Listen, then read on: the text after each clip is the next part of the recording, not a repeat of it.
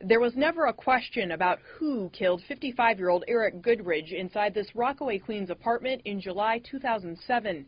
His daughter, Brigitte Harris, who was 26 at the time, dialed 911 shortly afterward. The issue was how much time she should serve in prison. She was tortured. She was beaten until she had open wounds, and her family made her get red hot pepper and stick it in the wounds, stick it in every orifice of her body.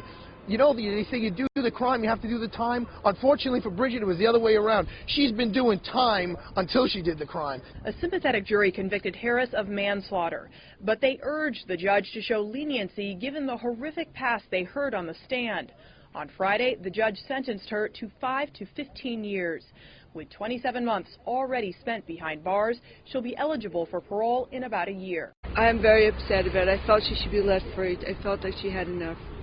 She's been abused all her life, and it's time for her to be able to get a fair share in life. As they left court, Harris's family cast doubt that her father abused her. I don't think her father molested her. Even if he molested her, she had all rights, all many years to get up and do something about it or say something. She grew up in a loveless world. That's been verified by the prosecutor's experts. Now in this CBS 2 exclusive, Mary Calvi speaks with a convicted felon at Rikers Island and reports on why some feel she should never have been sent there in the first place.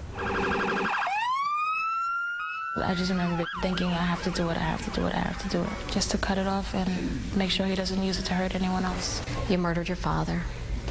You castrated him. I never intended to kill him. We started fighting, and he passed out at some point, and then I got the handcuffed him. Got the scissors didn't work, and I got the scalpel. Her father, Eric Goodridge, died that day in July of 2007. At trial, the jury handed down a guilty verdict, not for murder, but manslaughter in the second degree. And then, in a nearly unprecedented move, the same jurors pleaded for leniency. George Sarakis is one of them. She's not a threat to society that needs to be kept in prison. Charles Marshall, another. If there's anyone who needs something good to happen to her in her life, it is Miss Harris. Most who wrote letters to the judge were moved by what happened before the crime. This young woman has been through a great deal. I remembered the doll that I had. Keep in mind the horrible things that she has been through. I was wearing these like daisy printed underwear, yellow flowers. It began at the age of 3. It was constant abuse, whether physical or sexual. Years of torture, years of sexual abuse, she says, at the hands of her father. I would get hit with anything from canes to fists, belts. A number of people called him a monster.